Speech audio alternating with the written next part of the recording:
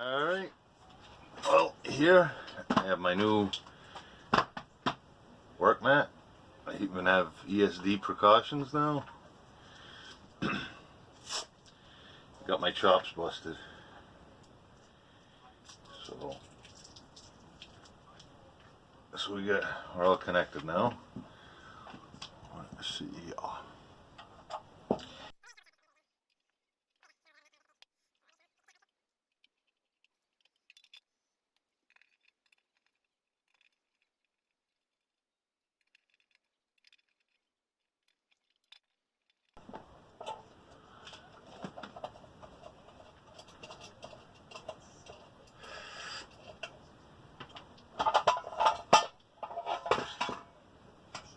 Alright.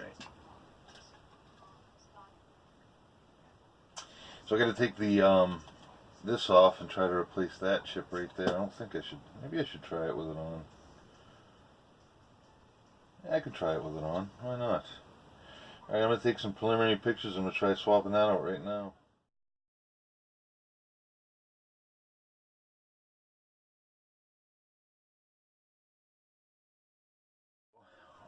I'm going to try doing this without removing the comms board. Seems to be going to do alright. Of course, I'm going to use trusty old Chip Quick. I am going to use Chip Quick. I'm going to use, and here's some chips. I bought 5 of them. It was I don't know how much it was. It wasn't very expensive.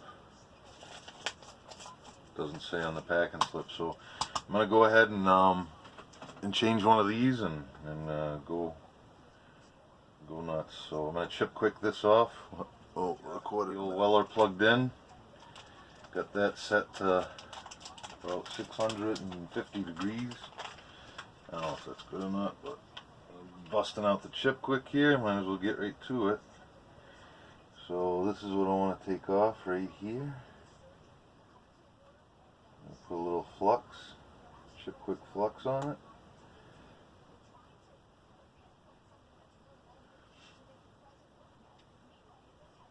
Get some more of this. Put a little chunk. Our iron's up to temp. So I'm going to try doing this. Oh, and I got to grab some solder wick too. Well, let's get the chip off first. See where that takes us.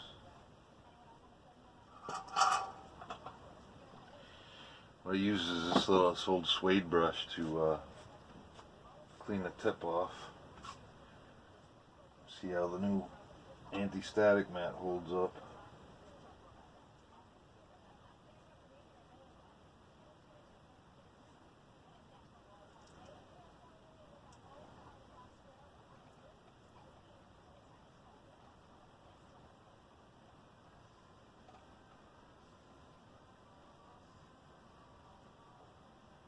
Look at that. Pops right off. Isn't that beautiful? Done. So what I'm going to do is I'm going to clean up all that. I don't want this the flux and stuff on the board when I put the new chip on. So I'm going to go ahead and clean that up and toss a new chip on there. See what that wick. Well, that was unbelievable how easy that popped off. I'm just going to wick this off. Get as much of the Chip Quick off as possible. That way it'll stick with real, true rosin core solder or rosin core solder. But it cleans up pretty good. Pops out of there. We're all grounded. And I know the chip goes here. So we just want to tack one edge down. Looks like it lines up pretty easy. So we got 5 attempts, but I think we should be able to do it on one. So that looks good. Actually, that's what I should do. Add a little solder. I'm going to add a little solder right to the pad. Alright, I think that's it. So let me clean the tip. And we'll go and attach them all. I might need to do some work on pin 1 and 2, but we can work on that. So I'm holding with my pinky, I'm holding the board so it's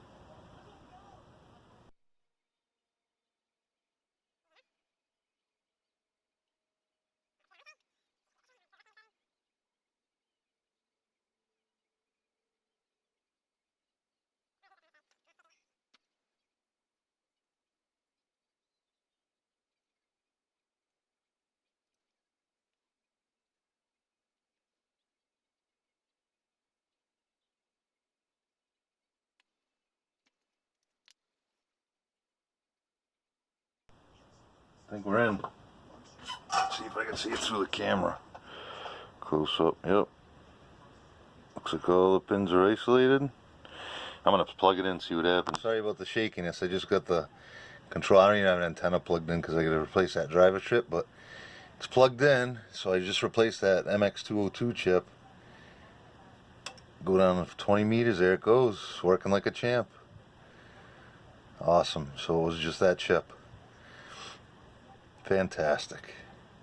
Alright, so we will go ahead and replace those driver chips that are questionable. See what happens next. Fantastic news that the serial port works. So that was a good install. Now the driver chips. So the driver chips, let me button up here with my anti-static. That one already got marked as bad. These have some things jumped out, so I'm going to go ahead and meter them again. So I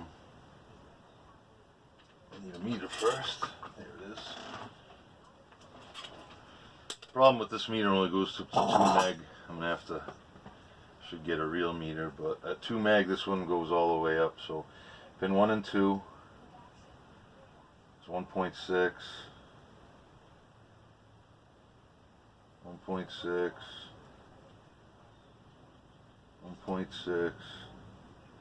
Last one is short. I was a little too quick. I popped the chip off before I was recording the video, and I already wicked it up, so it's all cleaned up. I could see I already did a repair here. There's a little piece of magnet wire just going to one of the pins of the driver chip. So I think I did some damage when I did it the old-fashioned way before I discovered Chip Quick. So now, let's go ahead and throw a new driver on there. See if I can maintain my repair. Let's see if it holds the focus. Alright, so I just popped the chip on there. So I'm going to do it the same way I did the comms chip. I'm just going to put solder on one of these. Looks good. I'm going to solder this side first, and I'll flip it around and do the other side.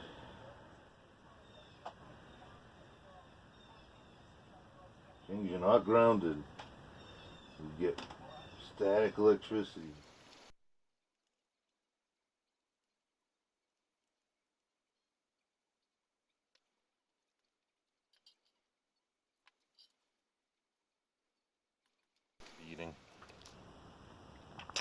So you can see I got 2 repairs to traces that when I used to take it off with the razor blade, I must have weakened the traces, and I used Ship Quick, but I got 2 traces blown and I got it jumped out with some handy magnetic wire. And then I had to replace the Schottky diode in this one. So instead of a surface mount, I just same voltage, 1 amp, 40 volt Schottky. I tested the 3 drivers there, they were good. This one was shorted again, so I got hit twice by lightning, or it could have been the same one, it just, the Schottky killed it. So I'm going to go ahead and whip it back together and see if it works. Just doing up rewiring the controller here to see if we could do a motor test to these the SteppIR I just picked up, used, and have all the fiberglass poles laid out ready for sanding and painting. I have the paint. So I'm going to test out the motors, see if I should even bother painting the elements. See what we got. So I got the 3-element controller, and I got 3 elements. So let's go to mode, setup, retract, calibrate, test motors.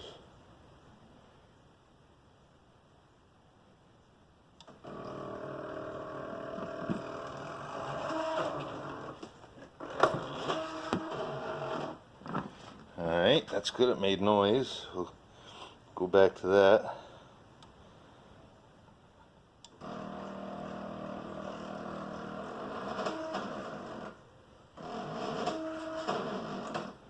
That's good.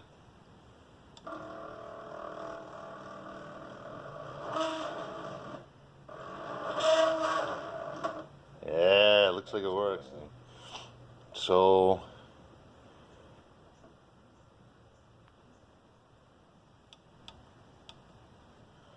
alright, I'm going to try the reflector again. Let's see which one it is. This looks like the reflector. light on.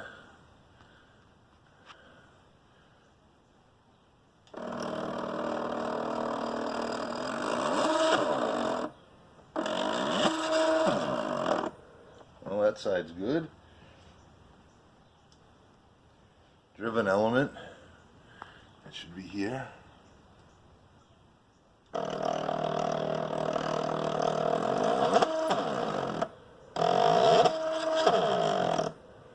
Alright, and let's see, director. Director is here.